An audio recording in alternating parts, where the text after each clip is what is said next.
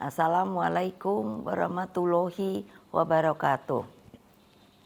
Salam sejahtera untuk kita semua. Om Swastiastu, Namo Buddhaya. Salam kebajikan, Rahayu. Salam Pancasila, Merdeka. Saudara-saudara sekalian, seluruh rakyat Indonesia yang saya cintai dan banggakan dimanapun kalian berada. Puji syukur kehadirat Allah Subhanahu wa Ta'ala atas rahmat dan karunia-Nya yang diberikan kepada kita semua.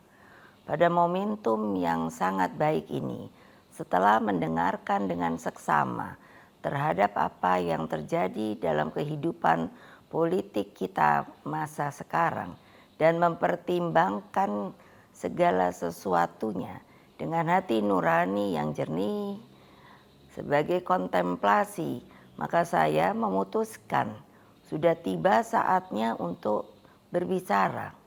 Berbicara dengan nurani, berbicara dengan tuntunan akal sehat, dan berbicara dengan kebenaran yang hakiki. Dengan melihat persoalan yang kita hadapi akhir-akhir ini, maka izinkan saya berbicara di sini sebagai anak bangsa yang ikut berjuang bagi tegaknya demokrasi Indonesia, juga berbicara sebagai Presiden kelima Republik Indonesia dan sebagai Ketua Umum Partai Demokrasi Indonesia Perjuangan. Saudara-saudara sekalian, keputusan Majelis Kehormatan Mahkamah Konstitusi telah memberikan cahaya terang di tengah kegelapan demokrasi. Keputusan MK tersebut menjadi bukti bahwa kekuatan moral, politik kebenaran, dan politik akal sehat tetap berdiri kokoh meski menghadapi rekayasa hukum konstitusi. Kita semua tentunya sangat-sangat prihatin dan menyayangkan mengapa hal tersebut sampai terjadi. Berulang kali saya mengatakan bahwa konstitusi itu adalah pranata kehidupan berbangsa dan bernegara yang harus diikuti dengan seluruh-seluruhnya. Konstitusi tidak hanya ditaati sebagai sebuah hukum dasar tertulis, namun konstitusi itu harus memiliki roh yang mewakili kehendak, tekad, dan cita-cita tentang bagaimana bangunan tata pemerintahan negara disusun dan dikelola dengan sebaik-baiknya, seperti yang dicita-citakan oleh para pendiri bangsa. Apa yang terjadi saat ini mengingatkan saya ketika sebagai Presiden Republik Indonesia saat itu diperintahkan melalui perubahan ketiga Undang-Undang Dasar 1945 yang diatur dalam pasal 7B, pasal 24 ayat 2 dan pasal 24C tentang dibentuknya Mahkamah Konstitusi. Dari namanya saja, Mahkamah Konstitusi ini seharusnya sangat-sangat berwibawa, memiliki tugas yang sangat berat dan penting guna mewakili seluruh rakyat Indonesia di dalam mengawal konstitusi demokrasi. Dengan perannya yang begitu penting, saya sangat serius menggarap pembentukannya.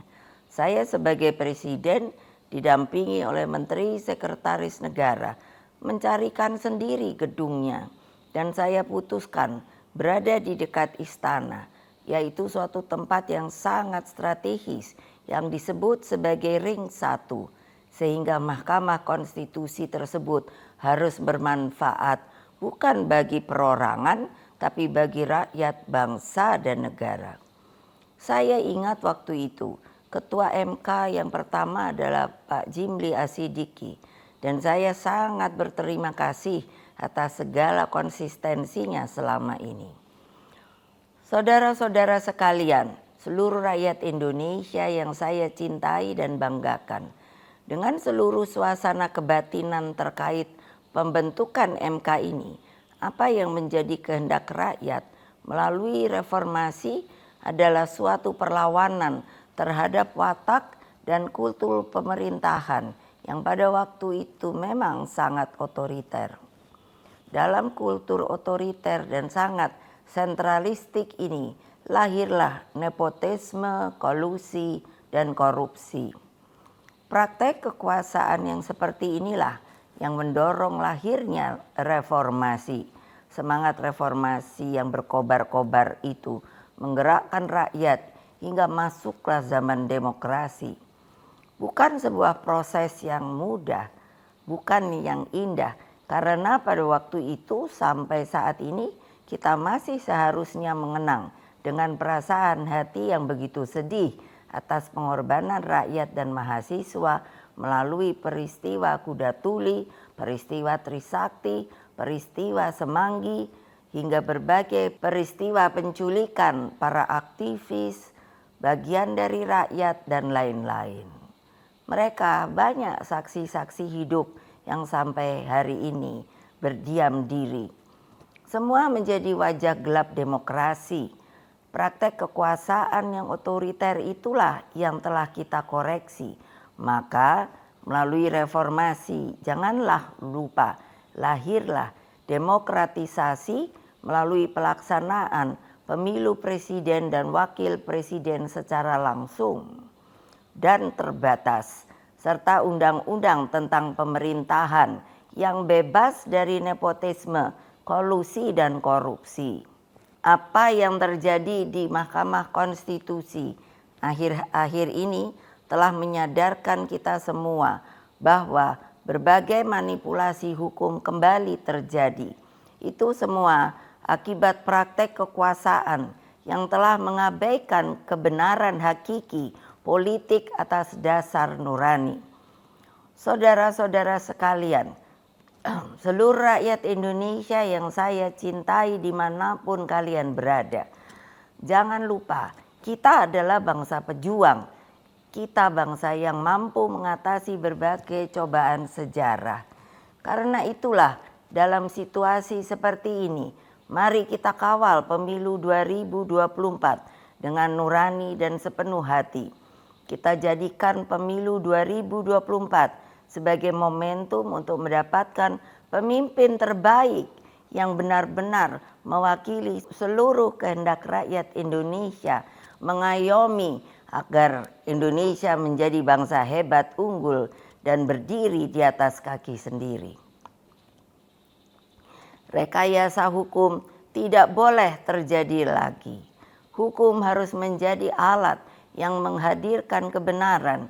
Hukum harus menjadi alat mewujudkan keadilan. Hukum harus menjadi alat mengayomi seluruh bangsa dan negara Indonesia. Dengan keadilan inilah kemakmuran pasti akan bisa diwujudkan. Karena itulah terus genggam erat semangat reformasi itu. Jangan lupa terus kawal demokrasi berdasarkan nurani. Jangan takut untuk bersuara, jangan takut untuk berpendapat, selama segala sesuatunya tetap berakar pada kehendak hati rakyat. Terus kawal dan tegakkan demokrasi. Itulah kewajiban kita sebagai warga bangsa dan bahkan menjadi keharusan setiap anak negeri dan bangsa agar tidak terjadi kesewenang-wenangan. Sebab kedaulatan rakyat harus terus kita junjung tinggi.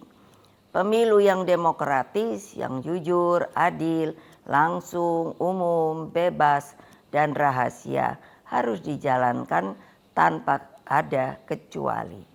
Rakyat jangan diintimidasi seperti dulu lagi. Jangan biarkan kecurangan pemilu yang akhir ini terlihat sudah mulai akan terjadi lagi. Gunakan hak pilihmu dengan tuntunan nurani. Semoga Allah yang Maha Kuasa meridui perjuangan kita. Merdeka, merdeka, merdeka. Terima kasih. Wassalamualaikum warahmatullahi wabarakatuh. Om Santi, Santi, Santi Om Rahayu.